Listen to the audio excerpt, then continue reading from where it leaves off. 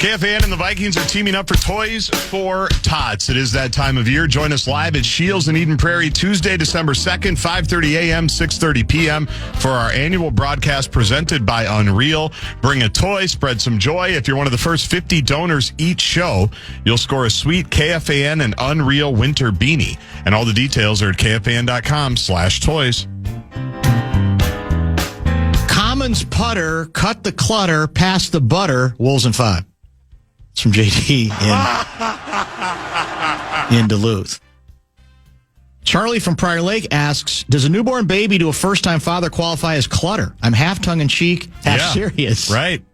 It's a very fair question. I've been going down that road. Remember the Wolves had too many babies last year? That's why true. They couldn't win home games? We did hear a lot about that, didn't we? Where's the other? Being a present father can be very detrimental to your work-life balance, to your work balance. No question. Right? 701 guy, the other quarterbacks in JJ's class aren't even close to the disappointment, did not get the feedback JJ is getting, Sean. That's fair. There is some truth to that as well. I didn't pay off the tease, though, for the Sean Salisbury segment because I never got to it with him because we got pretty deep in the weeds where we kind of wanted to go anyway. But the new hot rumor, as offered up by your guy, Mike Florio. Oh, yeah. Is that, here's the direct quote from what Florio wrote. What's the date today? Today's the 20th of November. Okay, so this was 9 days ago. I missed this completely. There's already chatter in some circles that in the 2026 season, the Vikings will explore trading for 49ers quarterback Mac Jones. Is that right? Mac Jones. Are you nuts? I think they went back to Purdy this week, right? I think that's right. Jones has looked quite good. Now, is that, again, system? Is that they got their own quarterback whisperer, combination of things? I'll put it this way. Jones has played well enough in this, with this second chance, that he's going to land somewhere, right? I mean, he's going to get at the very least, the opportunity to compete for a starting job. 69.8% of his passes in 9 games, 8 starts with the Niners, 13 touchdowns, 6 interceptions, a QBR of 61.3, which I think is almost 40 points better than JJ's QBR, something like that. I think he's 22, last I checked, which is historic. And the Niners went 5-3 in his starts. I think that's up to date. These reclamation quarterback projects are fascinating. They absolutely That's like the are. era that we're in now. Yeah, that's exactly it. It's like the former first-round bust or former starter bust that now finds a second or third act somewhere. We can't find, I guess, enough other alternatives, so we go, okay, we're going to have to go back down that road. And in this case... But then they play well. That's what I was going to say. Yeah. The X factor is the player playing well, the QB. If he doesn't play well, then it's, looks like they were right in New England. Looks like he's just a backup. I'll answer to your question about how do I feel about that. And I don't have all the details on the comparison I'm going to make. I'm going to need some clarification. Okay. But I like the Mac Jones idea slightly better than the James Harden to the Timberwolves trade that I saw floated around on social media. I talked about that one of the days you were gone. I know, that's where I got it from you. I saw that from some of our Instagram posts. So are you being sarcastic slightly or big time? You mean it like, no, slightly more, that I actually would entertain it? Slightly more, but because I don't like the Harden idea. Okay, you don't That's like it. why. Okay, that would be the follow-up. Okay. I don't know if I could do the Harden deal. Yeah. I don't even know what the deal is. I just don't know if I could watch him play. I don't even know I could either, and I made it clear there's no steam on that one. That's people looking at the relative direction that two teams in the West seem to be taking. The Clippers seem to be a mess, and the Wolves, might at some point feel like they've leveled off enough to where they might want to do something explosive at the point guard position.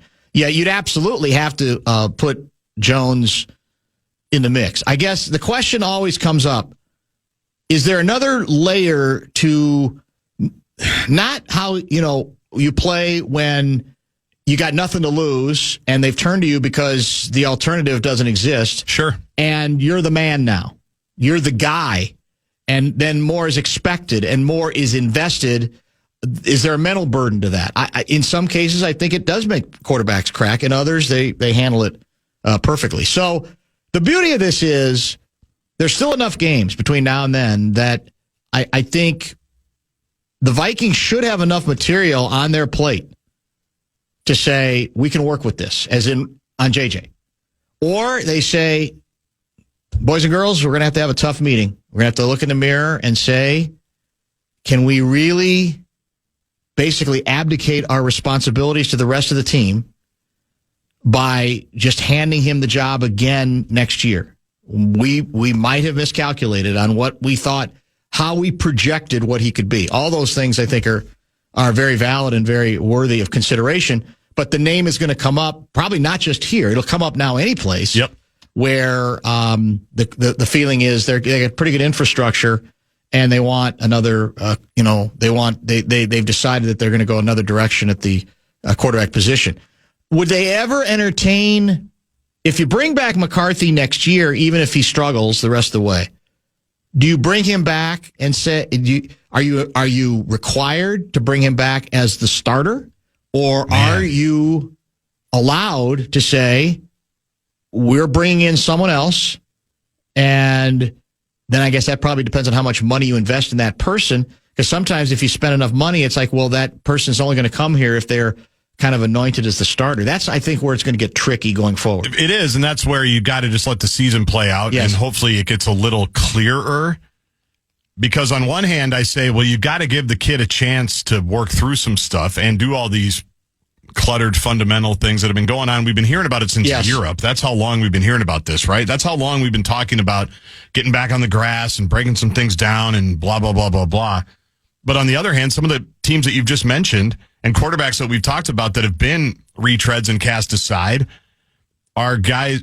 Some organizations have decided, you think about Russell Wilson in Seattle. They signed Matt Flynn and gave him a bunch of money and decided 10 minutes later, we're going to go with Russell. We like him, right? You can't be afraid to cut bait if you really don't believe it. Like if he doesn't play well and you don't think it's redeemable, you can't be afraid to say that and do that, right? That's what the Niners did with Trey Lance, right? You absolutely have to. But you got to be, but then you got to be right. You've got to be obviously right with any decision that you make in this situation. But this is all interesting. Let's face it. I mean, this is the head coach's future. This is the general manager's future. This is it. This decision will tell the tale on the long-term security of either one of them. And I'm not saying either one of them's in trouble, but they're tethered to this move. There's no question about that for good or for evil. Let's break and come back and talk some more puck as we started the show. How about a visit with our guy, Wild General Manager Bill Guerin? He is next.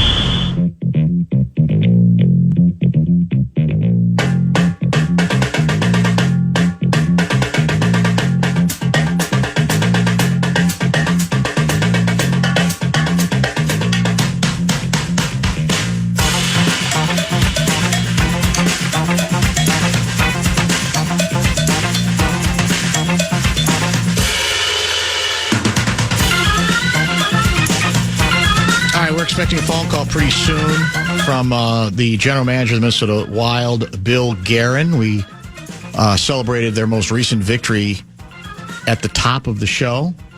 Funny, have not heard anything from the usually embittered Kay Fallness. Really? Always brings it to our attention when we don't give the Wild their proper due. Crickets today, not a thing. Doesn't fit his narrative, unfortunately, does it? I guess that's why we're not hearing anything. Or maybe he's still sleeping from the postgame show that never ended last night after midnight. It was so long, so lengthy, that even for Fallness, he just took advantage completely of the fact we didn't have anything to get to. That could be, yeah. And just continued to bring us stuff from the locker room well after midnight. And I was listening to it because I had just landed from Lawrence. Oh. I figured it was a 7 o'clock puck drop, and his post-game show was still going on, and then I realized it was a later puck drop. Game ended at, I think, 3 in the morning. Something about like that, just about, or at least it felt that way. Wolves get another victory, maybe a little tougher than expected against the one win, I think. The Wizards have one victory. Are we going to start playing? Again, it's not their fault, but they got to start playing better teams just so I think everything gets more interesting. Don't you think? I mean, we sort of have to see that, I believe. And I think that's about to happen. Yeah.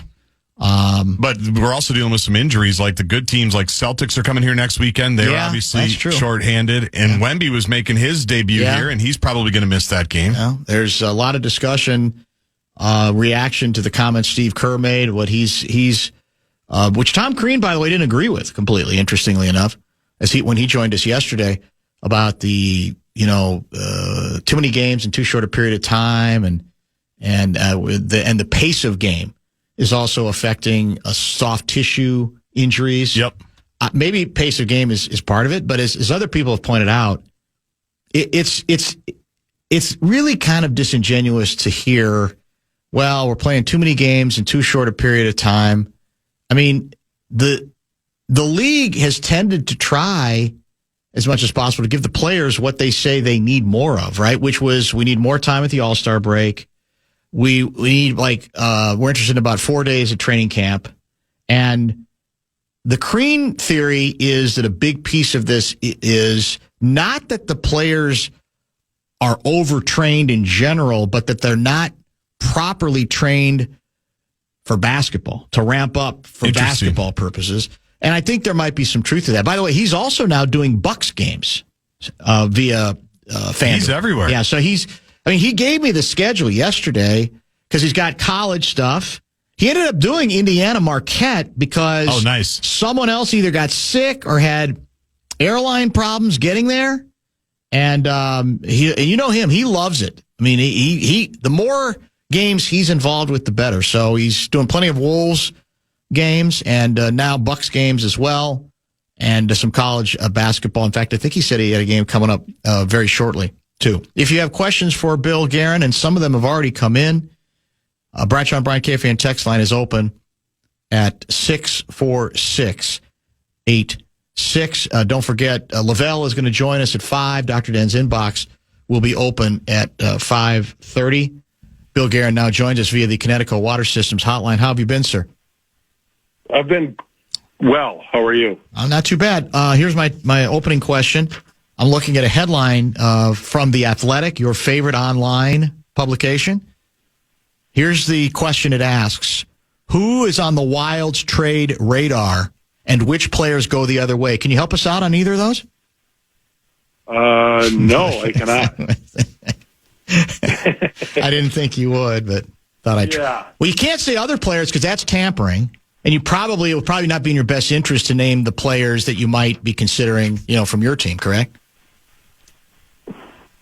Yeah, that's probably the best way to approach it. But you're obligated, are you not, to always keep your eyes and ears open for ways to improve the club, even as it hits this surge that it's hit lately? Yeah, definitely. Yeah. I mean, you're never really good enough, unless you win the last game of the year. So, you have to keep looking at ways of getting better, and that's just the name of the game. Let's talk about your goalies, but I need pronunciation help. So is it Jesper Wallstedt? Is that the correct pronunciation of the first and last name? Jesper? Or is it Jesper Wallstedt? Jesper. Okay. And it's Wallstedt, not Wallstedt, right? I believe if you are using the correct Swedish pronunciation, it would be Wallstedt. Okay. All right. But we're, American. Yeah, so we kind of... Well, one of the nicknames, Guardsy, what was the nickname that we have already? Oh, the Great Wall of St. Paul. The Great Wall of St. Paul. So that's the dilemma. Print the shirts. That's the W word. So that's, I think... But if people in Sweden were saying it, maybe they would say the Great Ball. Maybe they would. Yeah, that might be the answer. Look up the word for what's the word for wall in Swedish? A good question, Guardsy. I'll check quickly. We've got good translators here at the fan. I'm right on it. That's for sure. By the way, somebody sent me a video. Were you on with Chelios? Was that last night? When was that? Was that with Chelios last night? Yeah, that was last night with Chelios. The Mutual Admiration Society, I mean, it was like eye-rolling. It was unbelievable between you two guys. We've got a good history together. That's Kelly true. And I. And, he's an unbelievable guy. Great teammate, great person. I love him. I really do. He's just, if you're going into big games or tough situations, I want that guy on my side. So then somebody sent me audio, but the audio was a little tinny. Then I think it was it Chelios who was telling a story about a locker room situation in which there were 3 of you coming out of the shower. Did you hear about this? What am I missing? What's the story he was trying to tell? Because I didn't understand it. Somebody told him. Somebody texted me something, but I didn't. I don't know what he was getting at. But right. Yeah, we had a lot of fun back then. It was crazy. Back in the day? Yeah, it was a blast. It was we had a really that era, that generation of U.S. players was not only very good on the ice, but we had a bond and a right. camaraderie. I think when we won the '96 World Cup, that really created a strong bond between all of us, and we had a really good time, playing together on the ice and off the ice. It's a really good group. I love the quote from Wallstedt after your shootout victory last night. He apparently had been scrolling. I don't know if you'd read about this. He'd apparently been scrolling TikTok. You love I know you're a big TikTok guy. And apparently the quote he saw was, if there were no goals scored in hockey, no one would play it. To which your goalie said, that kind of made me think a little bit like, okay, there's supposed to be goals in hockey, but then it's my job to not make them happen. I thought that was, I'm sure you don't mind that. I'm sure you kind of enjoy that bit of philosophy from your red-hot goaltender. I love that. Yeah, it's great. And it's so funny because, I've had this discussion with so many teammates before. You have, guys that naturally just play forward and guys that naturally just play D, but then there's defensive and offensive, and then there's goalies. Like, there is no bigger rush for me than scoring a goal. Like, I love to score. I love to shoot pucks. I love to score. I love all that stuff. There are some guys that get that enjoyment out of stopping people from scoring. That's it. That does not compute with me. Like, that didn't as a player. Like, right. All my kids played offensive positions. My wife did in lacrosse and all this stuff. And we just say, like, D is the 4-letter word in our house. but you need it to win championships. Sure do. I do know that. Yeah. Do you have a goalie controversy now? No, we do not. My heart's not in it. I was going to try to get you going on it, but it isn't a controversy. I know. I could tell. Because it's all good, right? I mean, the idea of having 2 goalies that are going good, that's what any good ascending team is looking for at its best, correct? You just don't seem as edgy today or grumpy or whatever it is. Yeah. You're a little, I don't know. I expected you to try to get something going, but I just think today you have love in your heart and you just want to see us do well. That's it. Well, my edge right now is related to the Vikings and J.J. McCarthy, so I'll leave that for another time.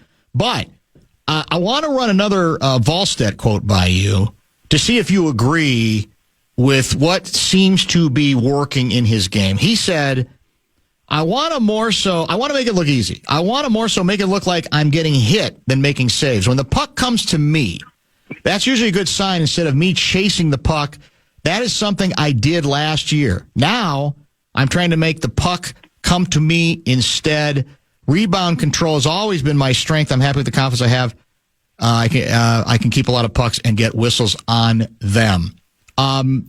Explain what he's saying there, and do you agree that that's part of what is it? How do you explain the distinction? And I don't pretend to be a goalie expert. Right. I'm not. I really stay out of that. But you know what? When it looks easy, when they're just getting hit, when him and Gus, they have these games where they're just getting hit in the chest all the time, or in the gut, and that's what he means by making it look easy. Like, the puck's just hitting them, and they're just like absorbing it.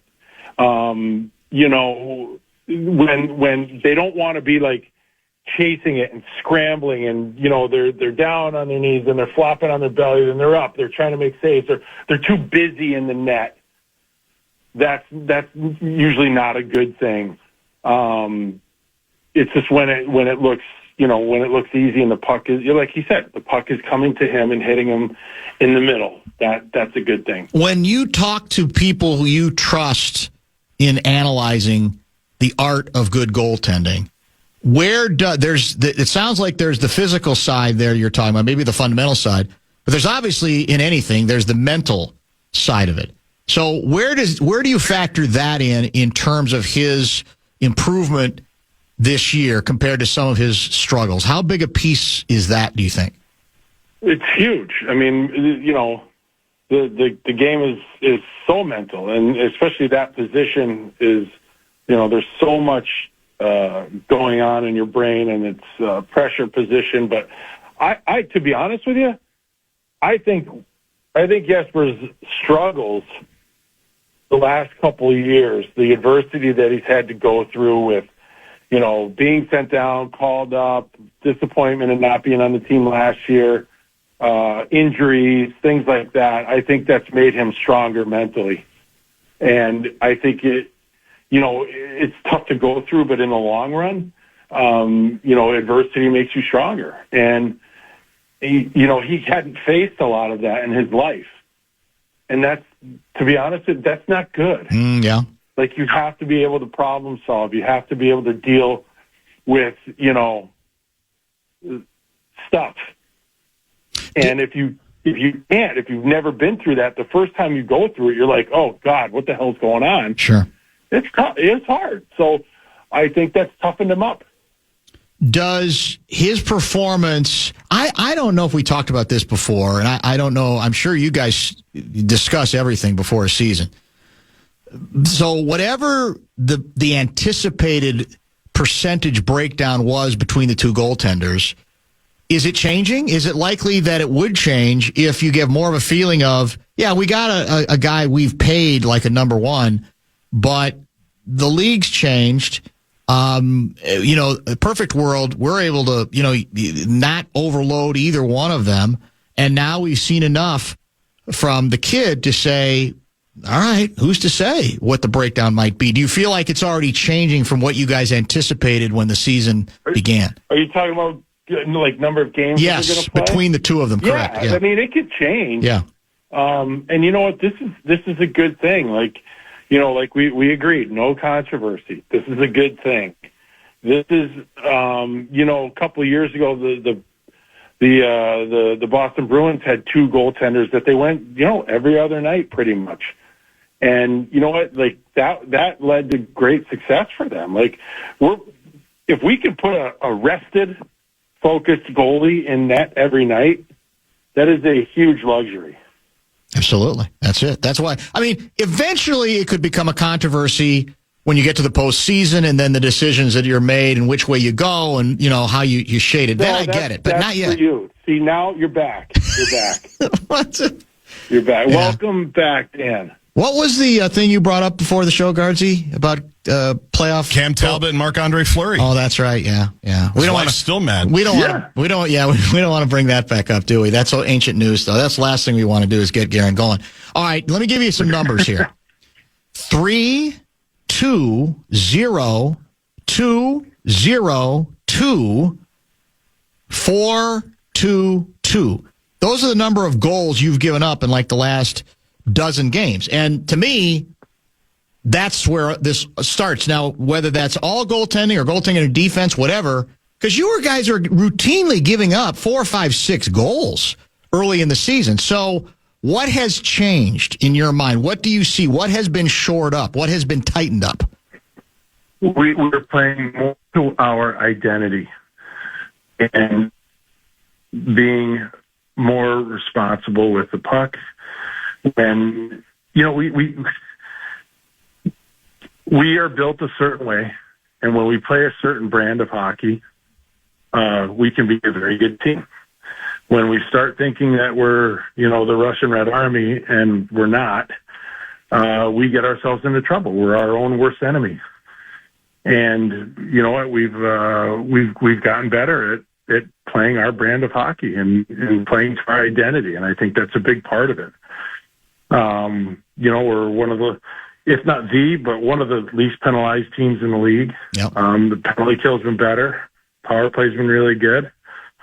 So all those, and the goaltending's been good. So, there's a lot that goes into it, but I think our identity probably the biggest thing. Mark from Duluth with the question. Bill, what can we do about our compete level along the boards? He's claiming we always appear to lose the battles along the boards. Do you agree with Mark from Duluth? Well, Mark, I don't necessarily agree with that. I think there are definitely ebbs and flows during a game, and during a season, it's some nights we're better than others. It's not as simple as just winning battles along the boards. The guys are trying to. There's a certain plan in place when pucks are coming around the wall, and certain things we're trying to do with it. But yeah, I mean, hey, look, there are nights that we are not at our best with that stuff, but I think as a whole we're all right.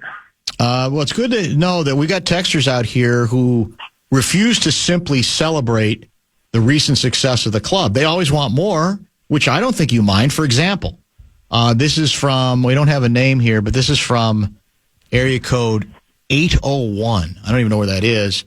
Bill, I get Kaprizov's value, but is it a fair criticism to say his OT puck handling has put us in some bad positions? Is there a reason for concern? And don't let him say it's OT and he's tired. Ha ha. Your thoughts? No, I mean, yeah, obviously there's been a stretch where he hasn't made the strongest of plays, and that's what I mean when I say play to our identity. Yeah. Even Kirill, as good as he is and as talented as he is, if he's careless with the puck, it doesn't do anything positive for us. So he, more than anybody, he needs to be on target. Listen, I'll say it like this.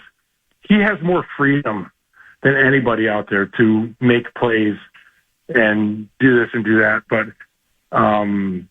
he also, if he's the one that's being the most responsible and the smartest and taking care of the puck the best, then all the other guys fall in line. Are you going to give Urov a real chance here? Is it going to be up and down, back in the doghouse, out of the doghouse? Is he going to be given the chance to make the occasional mistake?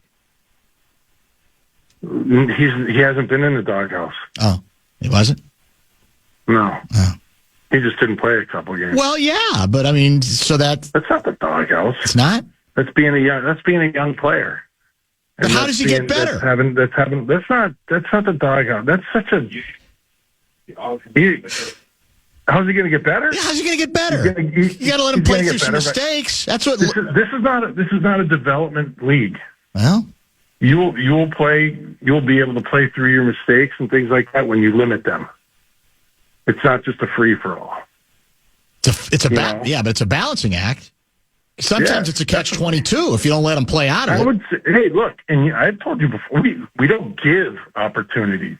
Opportunities come, but mainly they're earned.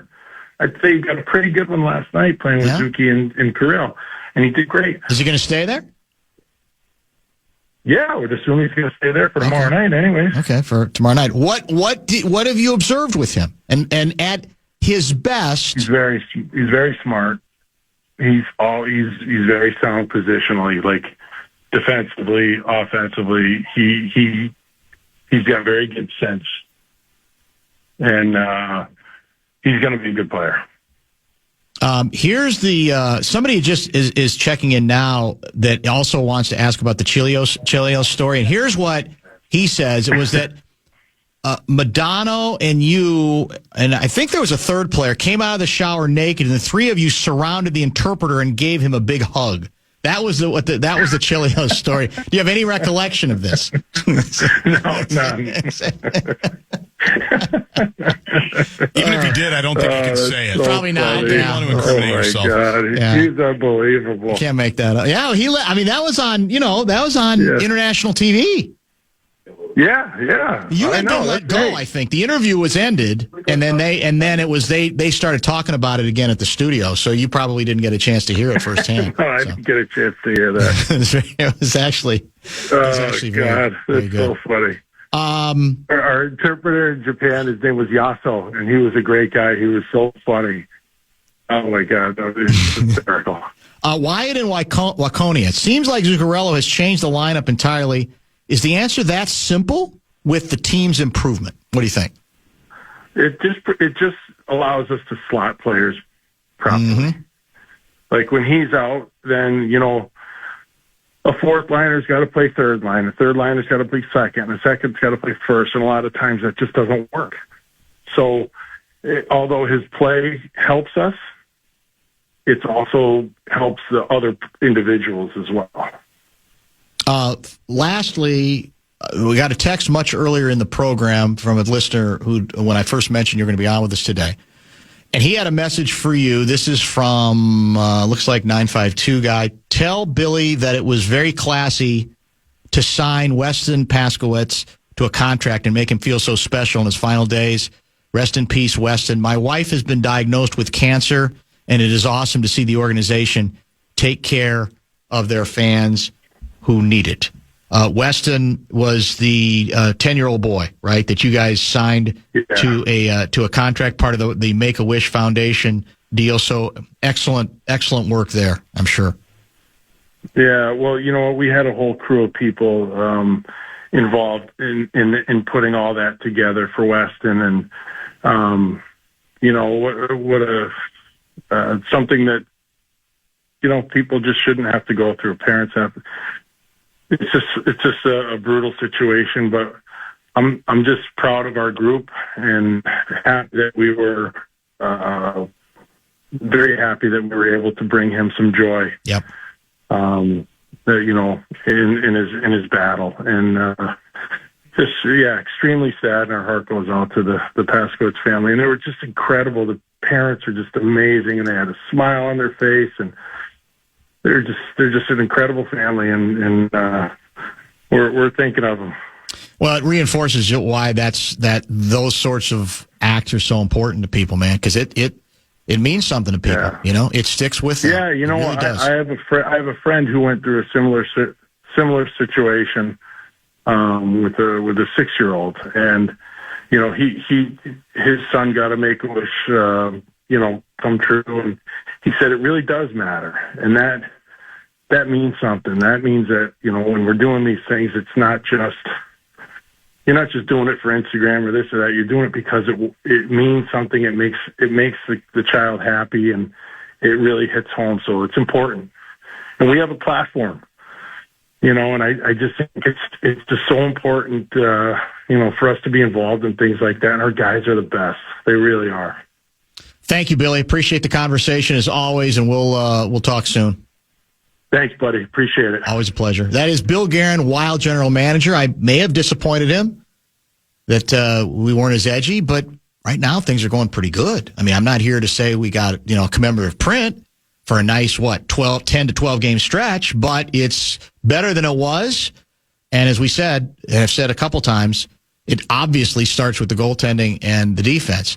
It shouldn't, to me, have taken this long for the team to be reminded of what its personality was in Guerin's mind, but that's sort of where we seem to be. Now, as we play better teams, same way, we'll see if they're able to hold to it, but at least some glimmer that they're headed in a better direction. We'll pause, be back in just a minute.